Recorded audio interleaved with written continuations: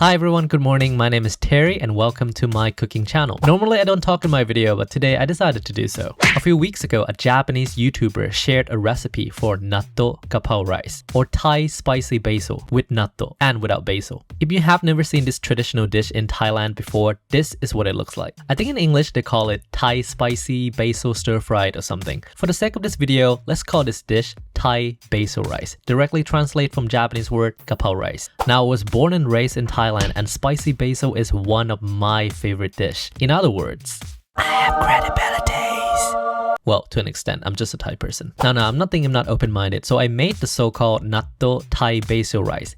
And you know what? It's quite delicious. And for your information, I hate natto. It's one of very few food that I cannot stomach. The natto blended in very well in this recipe and I actually like it. But this is not Thai basil rice. In Japan, they call this dish Ga Pao rice. And in Thai, Ga Pao means basil. So, basil rice. Apparently, a lot of people do not know this. Anyway, what I wanted to say is...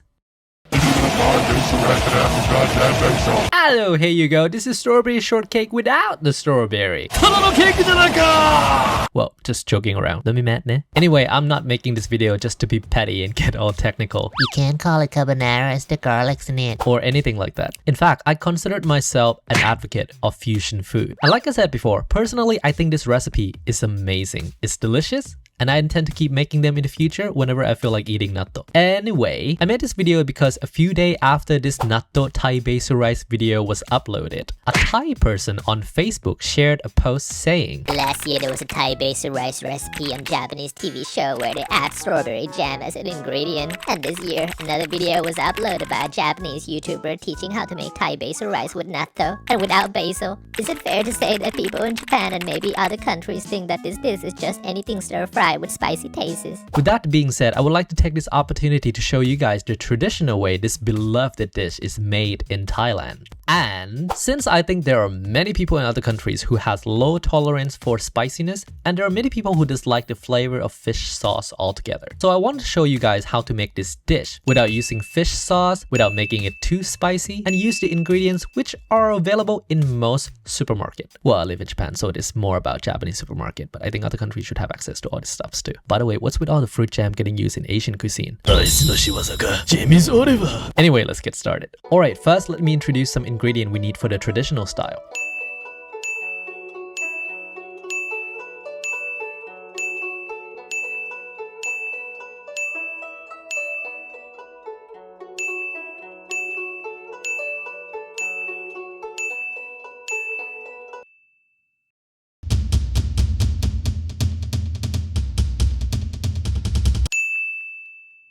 I think Thai basil is called holy basil, which is a little different from Italian basil. If I'm wrong, please correct me. Seriously, the main feature of this dish is the basil's aroma. Without it, it's just a spicy stir-fried meat. Anyhow, in the recipe posted by the Japanese YouTuber, he used what we call oba in Japanese. I think in English it's called shiso, which is essentially the same thing. Shiso is in the same family as mint and basil. Some people even call it Japanese basil. So it makes sense that they use this as a substitute. However, I think the flavor gap between shiso and the basil are quite different. I would say that sweet Italian basil is more similar, and these are commonly available in Japanese supermarket. No excuse. The most common and traditional use for shiso is as a bed on sushi or sashimi. You can switch shiso with basil and it would still taste good. Really good actually. But it wouldn't be the same. Also, I noticed this a lot in Asian food made in Western countries. When you make any type of Chinese food, Thai food, or Southeast Asian food for that matter, don't use kikkoman, aka Japanese soy sauce. I know for people in the US or UK, soy sauce is soy sauce. But the truth is Chinese and Thai soy sauce are traditionally made with 100% soy, while Japanese soy sauce, which are more common in Western supermarket, are usually a mix of soy and wheat. 50-50. That means the Chinese and Thai soy sauce is more saltier, more slap you in the face aggressive flavor than Japanese soy sauce. Japanese soy sauce is thinner, sweeter, and lighter. If I may put this into perspective, you know that sauce you always have with sushi and sashimi? That's shoyu, aka Japanese soy sauce. Now try replacing that with Thai soy sauce or Chinese soy sauce, or God forbid, fish sauce. Now you really taste the difference. Alright, let's start with the traditional way.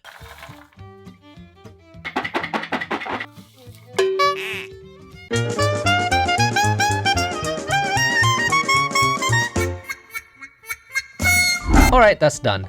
To be honest, you can use normal garlic. I'm just using this one for the sake of authenticity. Now we're going to beat the out of these garlic and red chili. Adjust the proportion however you like. If you want more spicy, then add more chili. If you want more garlicky, then add more garlic.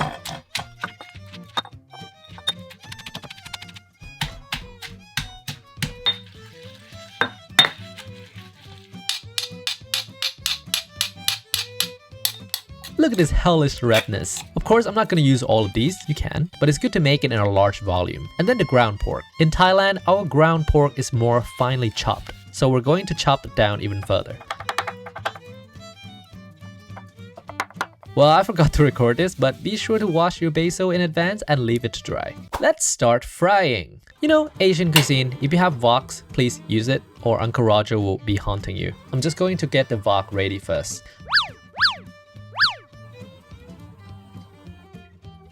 Now add some more oil and start frying the garlic, chili at the medium heat.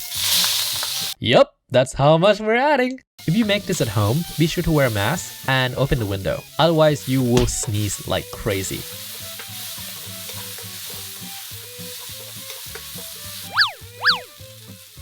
Now once the chili and garlic are fragrant, add ground pork and mix well.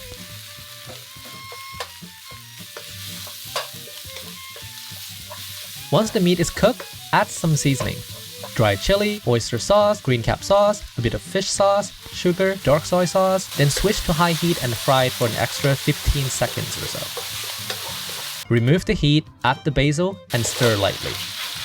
And you're done! Serve with some jasmine rice and fried eggs and your life is complete. You might die from eating this, but it's delicious. So what the hell? Let's dig in. Thai spicy basil pork stir fried. Serve. Well, this is the type of Thai basil rice we have in Thailand. Hopefully I did it right. And the fried eggs should be a little crispy. It's a thing. This is spicy. I've lived in Japan for a while, so I'm not as strong as, people who live in Thailand. However, if my Japanese friends eat this, they will probably run screaming. Now let's talk about how we can make this dish a bit more accessible and universally friendly. Not everyone can handle this level of spiciness and not everyone likes the taste of fish sauce. Let's look at the ingredient. Dried chili, garlic, sweet Italian basil, carrot, red bell pepper, ground pork, Chinese oyster sauce, salt, sugar. While in Thailand we only make this dish with just meat and basil, in other countries like the US or Japan, we will commonly see this dish made with some vegetables. The most common choices are carrot, onions, and red bell pepper. Now I think most supermarkets don't sell red chili. If you have access to one, use it. But if not, you can use dried chili instead. Now in Thailand, we use only basil, but any kind of sweet basil should be okay, as long as it's basil. For the seasoning, as explained before, don't use the Kikkoman Japanese soy sauce. It's not going to taste bad, but if you want the result closer to the original, just use the combination of Chinese oyster sauce, salt, sugar. I believe Chinese oyster sauce is very common in most countries and it tastes quite similar to Thai version, so I recommend it. If you're okay with the fish sauce, you can use it instead of salt, but if you don't like it, there's no need to add it. First, we will slice some dried chili. If you want to make it spicier, just add more. Slice them very thinly. Then some carrots, just about a quarter is okay. We don't want to add too much, otherwise it will be a vegetable stir fry. Then prepare a quarter of onions and red bell pepper. Really, you can just choose any vegetable you like. Other popular options are mushroom, baby corn, and green beans. Then chop some garlic, about 2 to 3 cloves, and some basil, about a handful. If you don't have a wok at home, any type of fry pan should do the job. Add the garlic and dried chili, then stir fry it until fragrant. Then add the pork. In Thailand, we make all kind of Ga-Pao rice or Thai basil rice. We have beef Ga-Pao rice, chicken Ga-Pao rice, seafood Ga-Pao rice, basically any types of protein. Go with your imagination. But the one thing they all have in common is the basil, so please use the basil. Once the meat is cooked, add vegetables and fry for another minute or two.